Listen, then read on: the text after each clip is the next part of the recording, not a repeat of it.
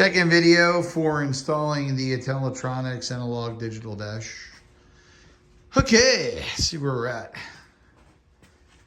All right, let's kind of give you a view here of what I got going on.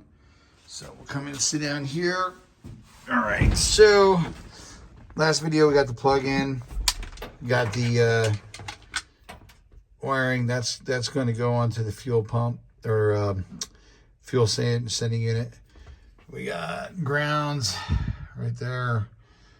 That one is for the power. That'll go right in there, right to the fuse block.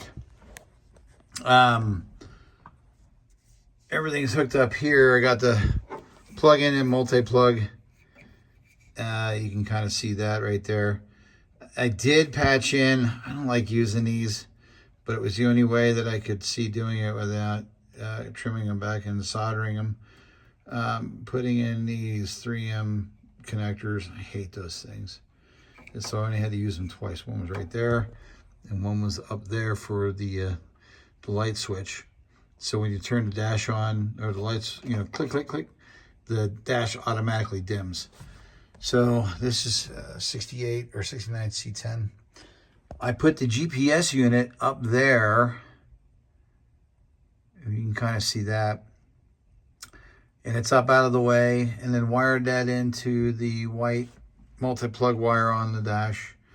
There's a couple that don't get used over here. This just comes out of the back of yours. This tan one, and this is a curveball right here. So that right there is for the brakes. This tan one right here is for the fuel. But if you look at them, they're identical.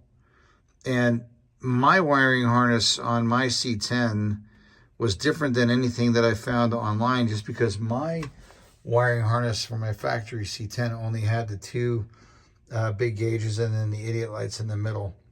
So it didn't have provisions for it had oil light, brake light, all those things, but not the sending unit or the wiring for that.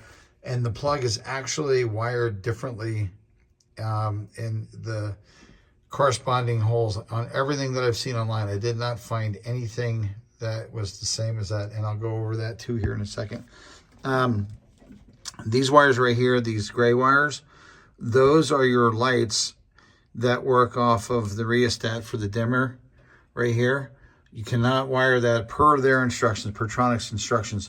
You cannot wire this into your dash lights, because the rheostat, when you turn this down or up, it could damage your unit. What this does is this just goes into your park light circuit, and then it auto dimmens your gauge cluster by 50%. And that's the way it's supposed to work. And I don't know if it does yet, but we'll figure that out. So when I plug my dash in, the only thing I got to do is I got common grounds. I got two of those that I got to wire in, or so that the power, and then this is the external fuel pump, or the fuel gauge that's wired to the factory fuel gauge in the back. And I still got to take the tank down and look at that.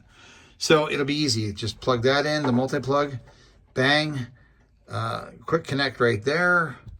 And then the ground I'm going to put right here. So I'm going to run that common ground on the inside right here and use that for the ground. I think that should be fine. And then the power, the main power, the 12-volt constant is going to be up there. Right below the fuel sender wire, and the constant, or the key on, is wired in to this. That's that pink one. That's the key on, which is for that also, that one right there runs to the GPS unit back there. So I just zip tied that into that bracket, which seems to work pretty good. And then when you turn the key on, it flashes. It hasn't found the signal yet, but it will.